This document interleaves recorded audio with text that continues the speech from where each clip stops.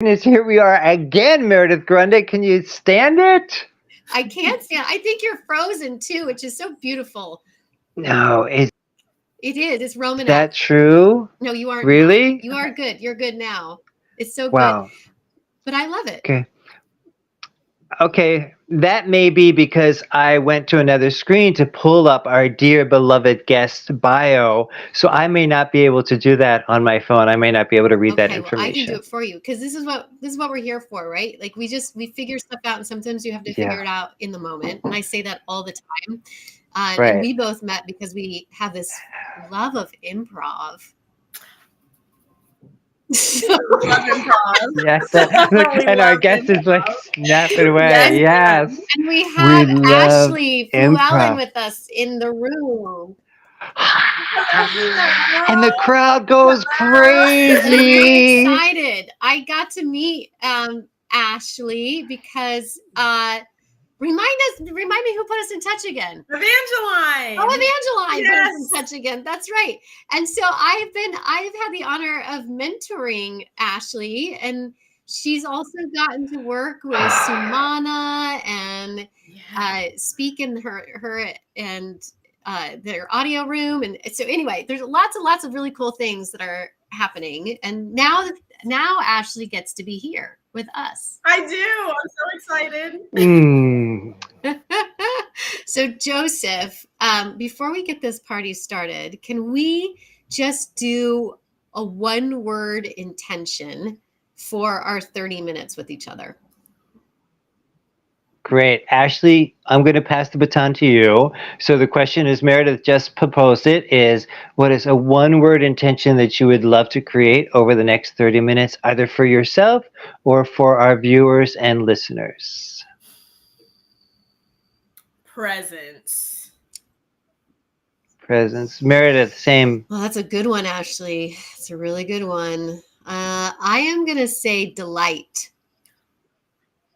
Okay. And I'm going with expansion. Mm. Yeah. Can you tell our viewers and listeners who we have with us in the I room sure today, my will. We have love? Ashley Fluellen, and Ashley is a Chicago-based artist and workshop designer and facilitator with Express Ease Workshops. Her workshops help teams and individuals grow creative confidence through accessible art focused programming. As an artist, Ashley's work focuses on identity, sexuality, and race. Influenced primarily by the postmodern period, her work examines the ways mental illness presents itself and interacts with these defining traits. She uses bright colors, irregular framing, and mixed media to create feelings of freedom and isolation for her subjects. She holds a Bachelor of Arts degree from the University of Nevada. Welcome. Oh my gosh. I did all Wow. that. What? Welcome. Welcome to our podcast, Ashley. And if I could throw a question out here to get us started. So, Meredith and I have both worked in the corporate world in different capacities over the years. And my experience, forgive me if I'm wrong, but corporations are not necessarily, perhaps until now working with you, banging down the door to bring in arts expressive workshops and things like that. And I'm wondering, how have you been able to crack that door open to convince them or sell them on the idea that their team needs creative expression Ooh, workshops? That's a big deal. that What do is you a got, really good sister? question, and I agree with you. The way that I have found opportunity, thankfully, is through having such an amazing network. I've connected with a lot of master connectors who are getting me conversations with decision makers and with people whose feet are already in the door and will let me kind of scoop my toe in with them. And then the way that I'm describing it, which I found to be true in my own artistic process, is I think that arts has an ability to really make visible people's blind spots. It's like a safe blanket for us to confront things about ourselves that we might not necessarily be consciously aware of. And I think that that's really important in a corporate space, because if you have an insecurity or if there's something that maybe you need to work on that you're not quite sure about, interrogating that through an artistic means is just one way of kind of getting there, of getting over that bridge. B, I think it's important within a corporate space because creativity is everywhere, and everybody is creative, and everybody needs creative confidence in communicating, in selling, in teaching, in training, in problem solving. Creativity is the core of all of that. You can't get anywhere if you're not bubbling up ideas, ideating, coming up with different solutions to problems.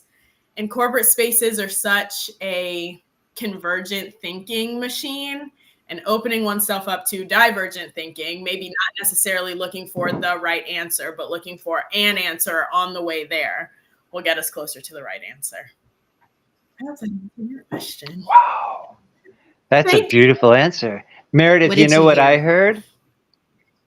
I heard that how she cracked the door open was through networking, which I know is one of your favorite words because you love collaboration. That's huge, right? I mean, a lot of our listeners, Ashley, they think, oh, I have to figure this out on my own. I have to do this on my own. I don't want anybody to help me. I'm an independent thinker. So thank you for reminding us that we can do this in collaboration with others. It's the best way to get there. Yes. Everybody has a network around them, and we're in the age of the internet. LinkedIn is such a resource. Yeah, it really is. It really is. And it's really beautiful how people genuinely want to help. You just have to ask. Yes. You just have to ask. And that can be scary, really, depending on who that person is. And I've actually, there's been times I've asked for help and people are like, I don't have the bandwidth right now. And that's an okay answer too. It is. Yes. Yeah. And no response is an okay answer as well. It's not personal, right?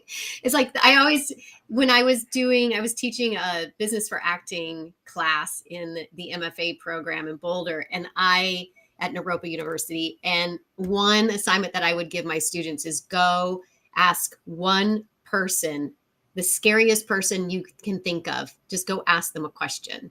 And that was one assignment. And it was interesting. Some people did get responses that were like, I can't help you with this. And some people got no responses at all, but a couple people did. And that's what's really cool about taking that kind of a risk.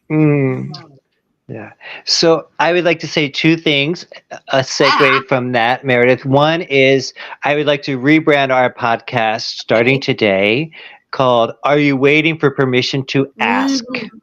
Okay, because that's a big deal, right? We don't ask. And the second thing is we reached out to Leslie Odom Jr. and we are still waiting for him to answer if you're us. listening right now. If you're listening right now, Leslie Odom Jr., hashtag. So he does not get a free pass on not answering us. He needs to answer us. Yeah. Oh, you're so funny.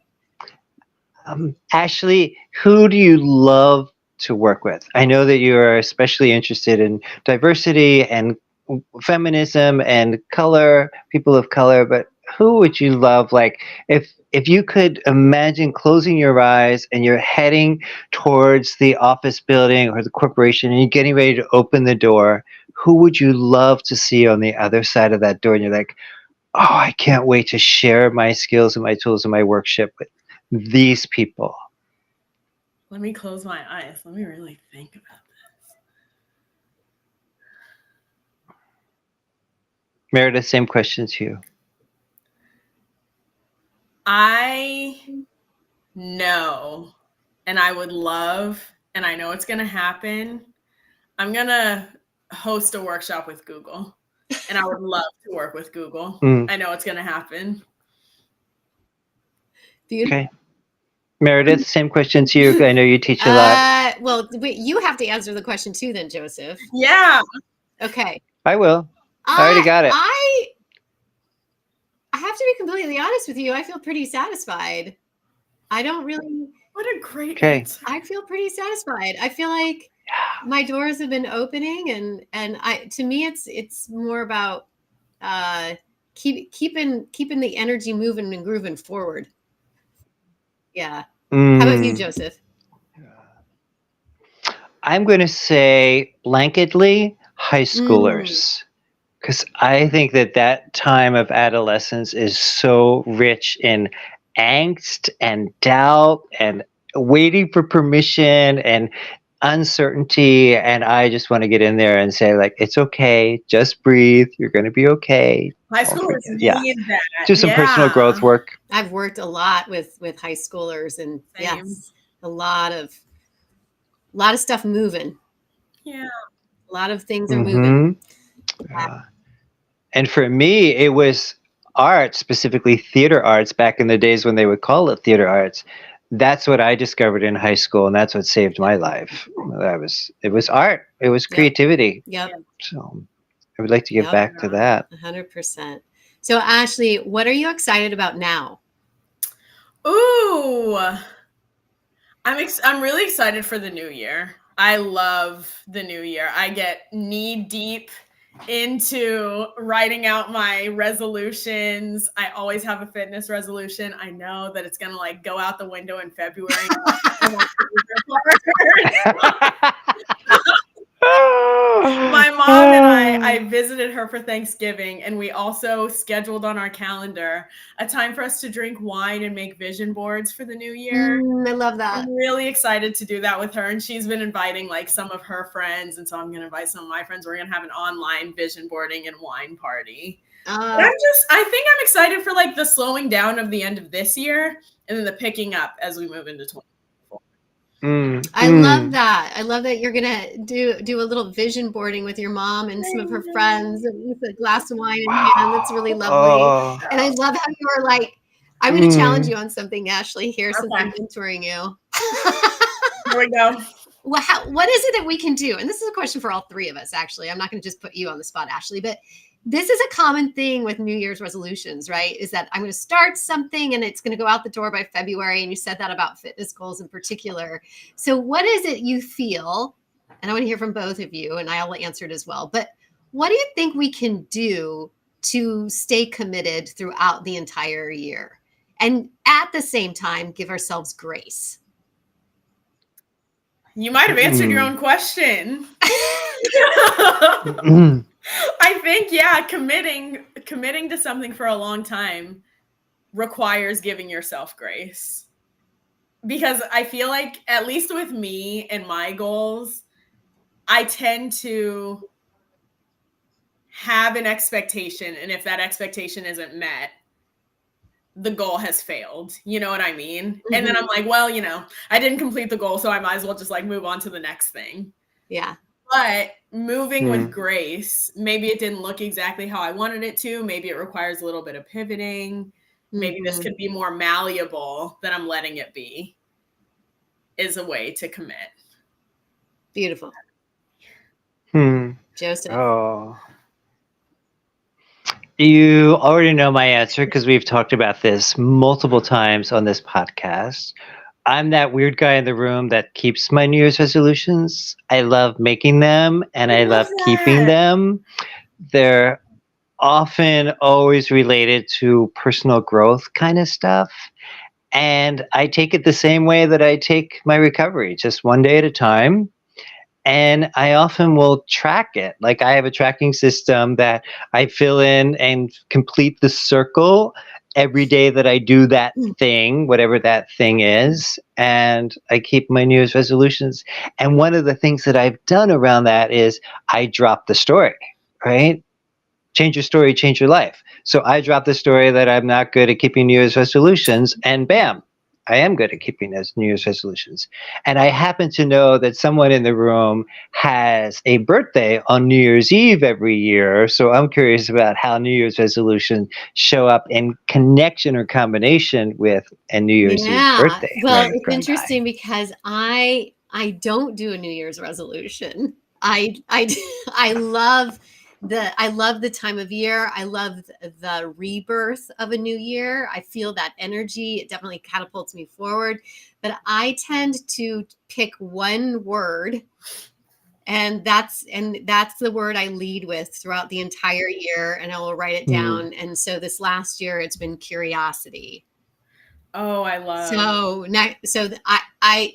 And I also give myself grace around if that word changes, because sometimes the word will shift for me. Like it did shift from listening to curiosity this year. I would say about midway through the year.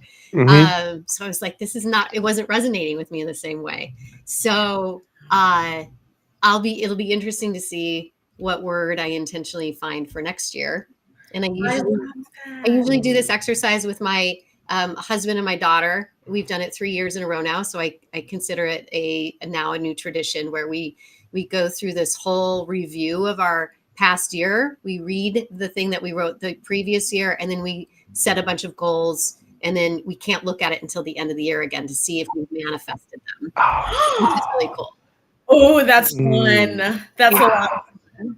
You could do that with your mom, Ashley, huh? Yeah, wow, that's a good idea. This last year, 2023, was the first year that I decided to go in with one word. And my word for this year was, what was it at the beginning of the year? It was hard work. Look at your face. And that did not hit my February. Hard work. I was like, I'm going to be hardworking this year. But what I really meant in that was that I was going to be committed. And the word ended up changing in like February or March to dedication, because I really wanted to be dedicated to growing this business, to building the relationships. And instead of thinking about it like in the lens of hard work, thinking about it in the lens of dedication really like kept me going throughout this year. So maybe I'll do that with my mom. We'll pick a word. I think that'll be fun. I think I'm just going to take a screenshot of your face when you said hard work. It just did not hit. Yeah. So, Ashley, what do you have? I know you have like these workshops that have been going on and so forth. Do you have anything that's coming up that you're really excited about? Oh, yes. In February, actually, I'm partnering with the College of Lake County here. This is public information. Anyways. I was like, am I allowed to say this? Well, it is now. I know. I'm partnering with the College of Lake County with their counseling and psychology center for 2 Black History Month workshops. They were originally, I'm really good friends with the director of the CAP Center. There's divinity in our relationship. And I can feel that every single time I talk with her. And she's so amazing about providing opportunity and like putting people's names in rooms where they should be. And she commissioned me to design 3 workshops for Black History Month, or 2 workshops for Black History Month. And then I also, in those workshops, will be helping to create work for the art department's Black History Month show. So lots there, and I'm really excited about it. I love working with them. I love working with their students. They're incentivized to like engage in the activities on campus, and I just think it's an amazing model. So I think it'll be a lot of fun. It sounds amazing. It sounds really cool. Joseph, do you have anything? I do, but first I have a follow-up question for our dear Ashley. You said before we started recording and went live with this call that you had chosen, I think it was 3 Black artists that you wanted to spotlight or use as inspiration. How did you pick those artists of all the hundreds or thousands of Black artists that have been throughout history in America? Good question. Okay. So in designing my workshops, I designed my workshops around my curriculum, which I built out using 4 foundations.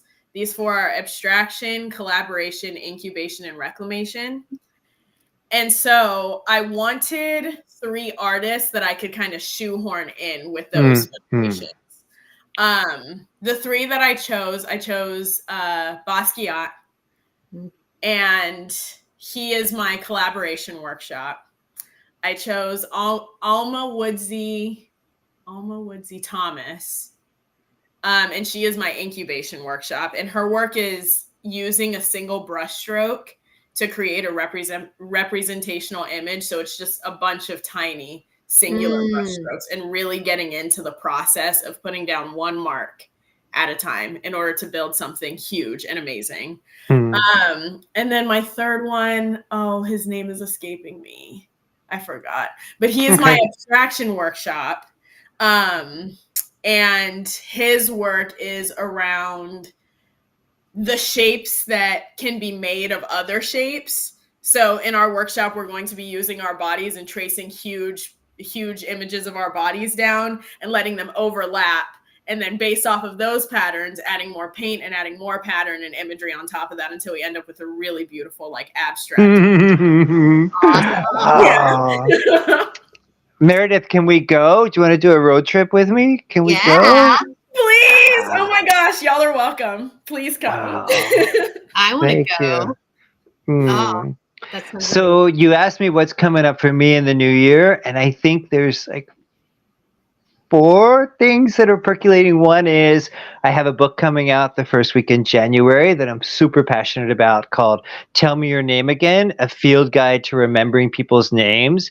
Because Ashley and Meredith, I know you can both resonate with this, is that when we don't remember people's names and we're in our heads about, oh, what's her name? I don't want to seem stupid. I don't want to look like I don't care. I don't want to ask her what her name is again. Like, it's hard to build foundation, hard to build connection until we actually solidify somebody's name. So I wrote a field guide on how to do that. I'm passionate about that. New Year's Day, I am teaching a Bringing Forth workshop. I'm co-facilitating that online. I'm calling it a mini retreat with my husband, Eli Hans. So people are signing up for that. They started signing up in October. Pretty darn excited about that. And then also in January, I'm teaching financial literacy called Mastering the Mindset of Money and Abundance. And that's a 5-week course online. And then teaching some improv here and there and a Page to Stage legacy program, yada, yada. Stuff. Tell me about you, Meredith Grundy. What's coming up for you? You just got back from Las Vegas. I was just in Las Vegas. I was coaching some solution architects and engineers and customers for Amazon, and it was awesome and very fun. And I love that kind of work. And now I have an accelerator program that I have put together for people who would like to launch into their 2024 with a presentation so that they can feel confident about getting into networking rooms and sharing their services or products and or on stages, or if they just want to tell their story. So that is a accelerator program that will begin starting at the end of January and going till the end of February. It's 6 weeks long. So I'm doing that. And then, of course, I've got Confidently Speaking, which is my proper speakers program. And so that's going and trucking along, and I'll be taking new members in January for that as well. Tell us more about that. We don't really know what that is. Some of our listeners might not be familiar with Confidently Speaking. Yeah, well, Confidently Speaking is improv for speakers. So we do improv exercises, and improv, for those that don't know, is essentially making stuff up on the spot. In one show that a lot of people are familiar with is Whose Line Is It Anyway? So it's fun. There are games, there's a structure, and you learn how to use your voice in a different way. You learn how to be more adaptable, how to listen better, communicate differently. It brings in that creativity element, speak extemporaneously, all the things that are needed to build your confidence as a speaker. I just choose improv exercises to help people get there. Yes, Joseph. Meredith, do you agree? This is a 2-part question. Do you agree that some people's biggest fear is public speaking? And if so, why? Like, what is it about being on stages or using our voice that gets people so mucked up in their head? Well, what's going on there? Yeah, I think it's a few things. I feel it's kind of that prehistoric fight or flight. We're in survival mode. We see the audience and we think they're going to like attack us, and they're not. I also feel that part of it is mindset. We create the fear for ourselves through the words that we say to ourselves on a regular basis, which I feel also includes what our culture is telling us on a regular basis. We hear this all the time, that it's the number one fear over death sometimes, or people have more fear of getting on stage than they do getting mauled by a bear, is one that I heard at one point. And when you're constantly hearing that narrative, then it kind of gives you the excuse to not do it.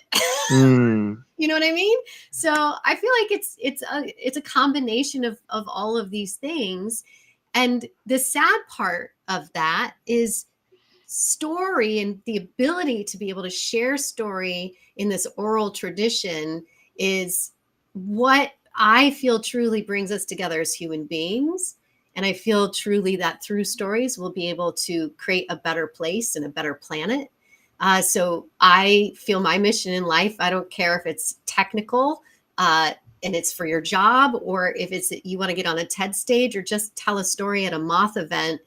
Getting story out, no matter what, I feel gives you one step. It gets you one step closer to creating a connection with another human being. Thank you. And Ashley, did you go through any of that hesitation? Because leading workshops, that's being on stage, right? That's being in front of people. And sometimes people have hesitation around that. How did you move through that, my dear? Well, I used to be a high school teacher. I know.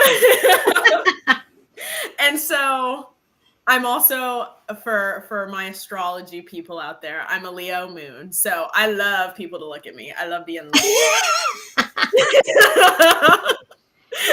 and but where the change had to come was that I've noticed that working with kids is very, very different from working with adults. And I'm still kind of getting my bearing in facilitating with adults versus teaching a classroom of kids. And what Meredith brought up with the mindset shift, I really consciously one day was just like, I can do this. I know what I'm doing. I can speak. I'm a good speaker. I know how to do it. And that was half of the battle. Now it's like, if mess ups happen, whatever, I still know what I'm doing. It's fine. So yeah, I agree with you. It really is the mindset shift. Yeah, beautiful. I love it. And you're now in this audio room with Felipe and with Sumana talking about workplace wellness, and it's fantastic. I think it's so great. And we had a talk the other day, Joseph. So it's so wonderful that she's a guest on our podcast, because Ashley was like, maybe I'll do a podcast. And I was like, yes, and yes, yeah. And where can people connect with you? My LinkedIn is the best place. It's just Ashley Fluellen. I'm a workshop facilitator with Express Workshops, or through email at afluellen.art@gmail.com. Yeah. So if you are in a decision-making role and you want more creativity in your organization, please reach out to Ashley. You will not be disappointed. And I'm going to say that as well. I'm going to add on to that is, if you're in a decision-making role and your team is in need of support, you will absolutely love working with this woman. Yes. Just will. Truth be told. Truth be told. Oh, Ashley, thank you so much for joining us for this half hour. So this is live right now on YouTube and Facebook. Hello, everybody. And we will also make this live, air quotes, on LinkedIn, and this will be released for those of you who are listening right now. Hello, you're probably listening to this on the podcast, but if you're watching right now, this will be released in the future in a couple of months. So it's all over the place time-wise. It's everywhere. You cannot get rid of us. It's like the space-time continuum. Yes. And it probably was released in the past, and we just haven't found it yet, right? Yes. Like 1983, before Ashley was born, it was probably released somewhere. I think so. All right. Well, thank you so much, Ashley. Thank you for having me. I had such a good time talking with you both. You too. Likewise. Thanks for the work that you're doing. Bye. Hold on.